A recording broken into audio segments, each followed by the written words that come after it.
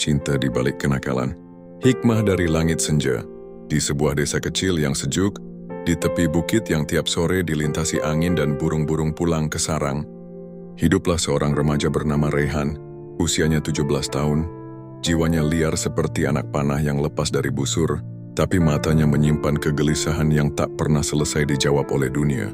Ia dikenal sebagai anak yang nakal, sering membolos, suka balap motor, dan pernah merokok di belakang musala.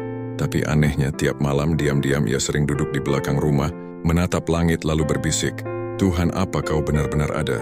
Dan kalau ada, kenapa aku begini?" Hidup Rehan mulai berubah sejak dia jatuh cinta pada seorang gadis alim bernama Salma.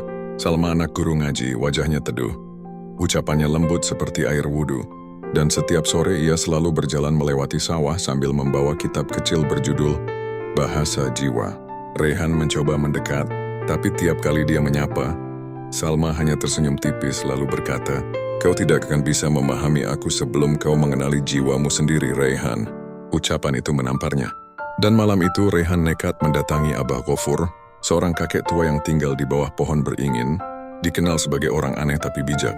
"Ba," katanya, "kenapa aku merasa kosong meski aku sering tertawa dan membuat keributan?" Abah Gofur hanya tertawa kecil. "Nak, jiwa itu seperti rumah. Kalau tak pernah dibersihkan lama-lama tak nyaman dihuni. Kau berisik karena sebenarnya kau takut mendengar suara sunyi dalam dirimu sendiri." Sejak malam itu Rehan mulai berubah.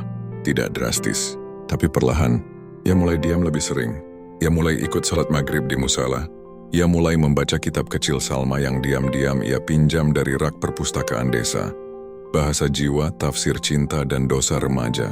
Dalam satu catatan di halaman buku itu, tertulis, "Terkadang Allah jatuh cinta pada hamba yang paling nakal, karena dari merekalah pertobatan menjadi lagu paling indah yang terdengar di langit." Rehan menangis, bukan karena Salma, tapi karena untuk pertama kalinya, ia merasa dicintai oleh sesuatu yang tidak bisa ia sentuh, tapi bisa ia rasakan. Epilog.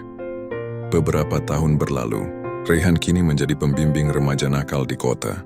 Ia membuka kelas malam bernama Langit Jiwa, tempat anak-anak muda curhat, menangis, menulis, dan saling menguatkan. Kadang orang bertanya padanya, "Kenapa kamu yang dulu dikenal paling nakal sekarang bisa bicara tentang Tuhan begitu tenang?" Rehan tersenyum menatap senja di jendela dan berkata, "Karena Tuhan pernah membiarkan aku jatuh ke lumpur, agar aku tahu indahnya cahaya yang jatuh dari langit."